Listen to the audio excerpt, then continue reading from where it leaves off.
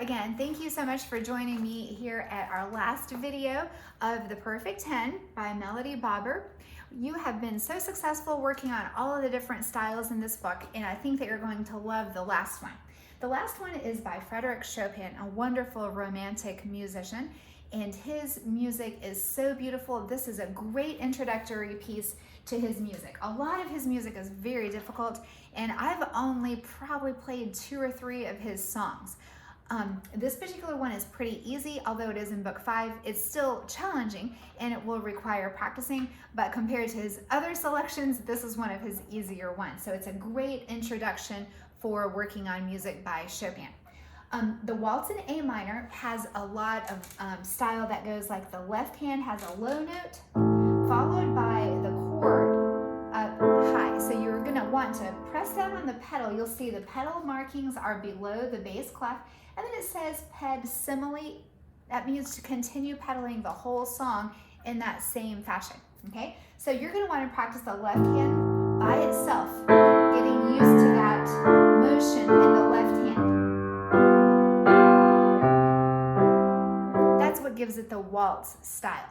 Then the right hand has all of the melody, and many of the melody notes are embellished by little grace notes, these little tiny notes right here that add to the main note. You see that all the way through. So that just means to go like that, a little bit of a ba-da-dum, to make the music even more beautiful than it already is. So some of the places you're going to notice on the next 2 pages, they mark out exactly what they want you to play when it's a trill right here. So we're going to try to stick to exactly the way that a melody wants that to be interpreted.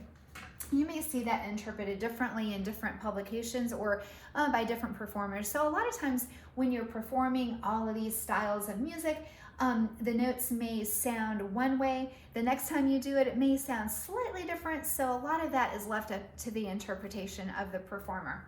On measure 21, you're going to notice a tricky spot. I still struggle with that spot. It's a triplet on beat 1, so it goes 1, and then on beat 2, it has 5 notes. 2 like that on beat 2, and then 3 is like that. So you're going to play that all together, and then it comes right in with a grace note after that. So that's taken me quite a lot of practicing, and I've been in music all my life. These kind of things sometimes take longer than just a few practice times to get the hang of it. So you may come back later and perfect it even more. So I'm going to go ahead and play through this piece. It may not be perfect, but you'll get the idea, and I hope that you'll really enjoy working on this one.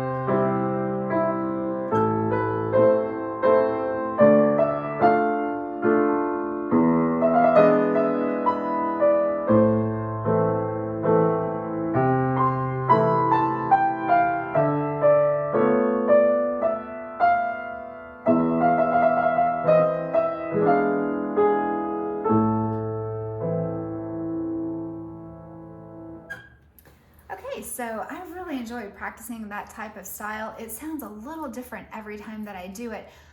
You'll see that I slowed down toward the end. I think the interpretation of this type of music is even more important than playing every note exactly technically right. So if I were going to perform this piece, I would really focus on trying to make it communicate and expressive to the audience. Make some places loud, make some places soft, use your crescendos, your decrescendos. Feel free to slow it down where you want to. A lot of times if I'm struggling on a certain spot, I might even slow it down just a little bit more right there so that I'm sure that I'm going to play the right notes. This would not be one that you would want to practice with a metronome. This is not a robotic type song, so feel free to slow it down, speed it up a little bit as you're interpreting it. All right, so this is in the key of A minor, and it's one of the easier pieces that Chopin wrote, so this will be a great introductory piece for you to work on. So I hope that you will really enjoy practicing this one, and maybe you'll be even able to promote to some of his harder pieces. All right, so if you'd ever like to connect with me to have further instruction, feel free to reach out to me at Piano Pizzazz on my website, Made for More, or you can reach me directly through my email at laurieplus7@gmail.com, and I'd love to hear from you. Thanks for joining me for all these videos, and happy practicing.